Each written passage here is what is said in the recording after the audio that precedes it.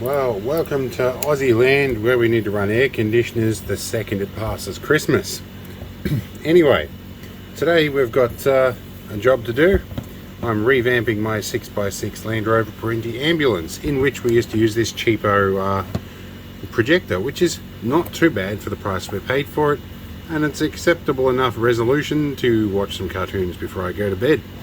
But it's been in service for quite some time, and I see from the VGA port there's probably a lot of dust in there. So and the picture is starting to get a little patchy, so I think it's about time we open it up and give it a good service and a clean out, and also have it a gander at what's inside. Alright, so having never opened this before, I'm going to make a few guesses, and the recesses for the screws are too deep for my favourite one. I'm going to have to get my screwdriver kit out. My Stanley screwdriver kit to the rescue. That one is too big. My spoon is too big. I remember that cartoon. Oh, I think it was called Unwanted or something. I'm going to have to look it up. Now, unlike the other screw today, which was about a 2mm thread, this one I was able to find. So I've removed 4 screws here. I think it's going to come off at the top. I'm still waiting on a delivery of spudges to arrive. Similar to the one that Tinkerman Mick gave me, because I lost the one he gave me, and I use it every day, and I finally found a Chinese supplier that sells exactly the same thing, so I ordered like 25 of them. He keeps treating them like they're nothing special, because he used to get them with phone screen repair kits, but I have looked long and hard for them. Now, is there another screw at the front? There is not. Oh, I'm going to have to find a spudger. Now, part of my daily carry is this.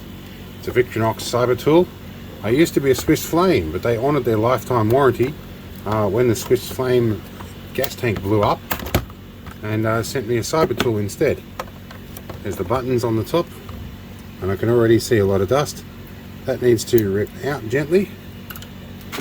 And now we can see inside, and yes, there's definitely a lot of dust. And I think there's obviously a big heatsink in here somewhere too. There's a few screws in here. I think these screws might free up the main assembly, so let's remove these. Alright, so I've removed those 4 screws. Things haven't freed up. Primarily what we're looking for is the source of all this dust. Now, there is a fan in this somewhere that sucks air in somehow. Logic says if it's sucking air in, it's sucking dust in. So this grill here is free. This grill here is full of dust, along with all these USB ports. I'm going to guess it's sucking air in here and blowing it out there, but it's sucking it in the USB ports. I'm not sure what it is about manufacturers that make negative pressure cases, but it does mean I'm going to have to remove that board, I think. So I'm going to take a couple of photos, and then I'm going to remove some ribbon cables. Okay, I've removed the minimum amount that I need to get into this section. And yeah, because this is not a tear down, I don't want to dig too deep. I want it to still function. But looking around here, I see right in here, these are the ends of a heat pipe. So there's a heat pipe heatsink in here, presumably for, I'm going to guess, the LED module that's driving the projection unit. Crucially, this is where all the dust is and where all the ports are. So I think we're going to take this out and give it a blowout with the air compressor. Okay, it's had a bit of a blowout, and I do recall there was some behaviour that looked a lot like dust between the lenses, but the level of disassembly I've got to do with that is potentially likely to make the problem worse. So for the moment, we're going to settle for the blast of air. I've got all these ports nice and clean now, by the way, and we'll reassemble as best we can, and hopefully not mess with it too many things and cause problems that we can't fix. Looks pretty good. I'm curious about what sort of chip they put in here. Let's see if we can get a close-up of that. Okay, the lighting's pretty poor. Let's try this. So we have a... that's a hard one to read. I'm going to read it naked eye. TSU MV 583 UU-Z1. So let's look up what that chip is. I reckon it's going to be like a system on a chip, like a little Arduino or something, or a little ARM processor with some onboard RAM and everything. Well, I didn't have to disassemble this too much. Somebody has already done it. They've done a complete teardown on this exact unit and gone through everything. So I was indeed correct. There is the LED, the LCD bit, and a basically a not polarizer but collimator, or collimator. Then there's a mirror and the lens coming out that side. It's all pretty good, nicely mirrored stuff, all the sort of things we'd expect to see. This has got a bit of burn in. There's our fan. That's what I was looking for, and as expected, it's buried way deep in there. So yeah, it's quite nice here, and thank you to Foon from Twitter, whoever he is, or she is. I don't really have an idea of gender here. Well, in any case, it's not always the case when I open something like this that somebody has done such a complete breakdown of it. So full credit to whoever Foon is here, but this is their Twitter profile. Alright, it's been nearly a year since I started filming this, and I've taken this out of service yet again to clean the dust out. This time I explored a bit further. I've taken out some of these screws here, and I can lift up and I can see the Fresnel lens and the main mirror and everything there, and there is a lot of dust in there, and this was projecting dots onto my projection screen. So I'm going to give it a short burst of compressed air in here and see if that cleans things out without killing it. Alright, so as it turns out, that wasn't enough, and it did misalign this beam here. This is I think it's your keystone setting here. Adjust this up and down.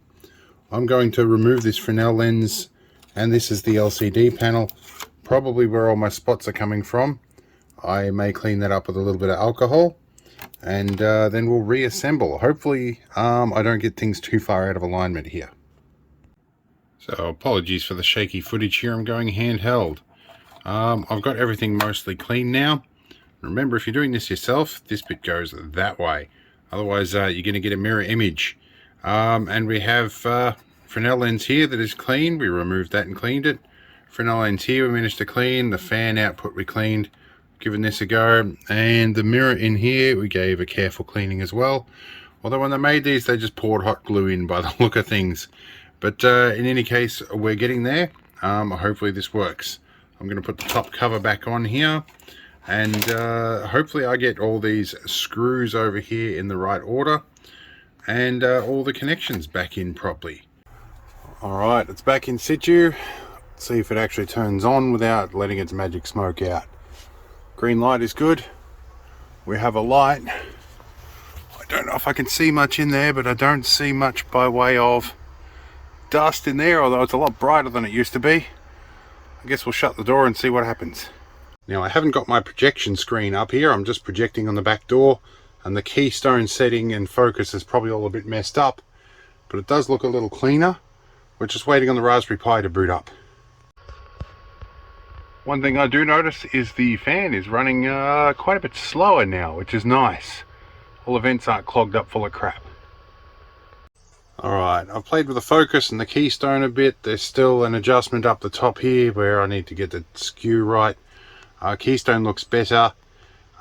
Picture is considerably more crisp than it used to be. I can actually count the pixels in this because it's only 720p. But at least I can read the text instead of it being fuzzy and dotty before.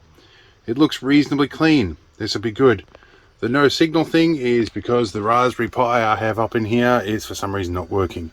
I do have a spare one of those. I'll take it inside, work on that next. And in any case, we should be good for our next trip when we want to have picture. Alright, so I finally got round to testing the projector, and it's in situ, working just fine. I've got my sheet up here. I need to put a bigger one up. Later on I'll get on the sewing machine and make a better one. But much better picture, no more spots in the way. I'm happy. Looks like the service was done properly.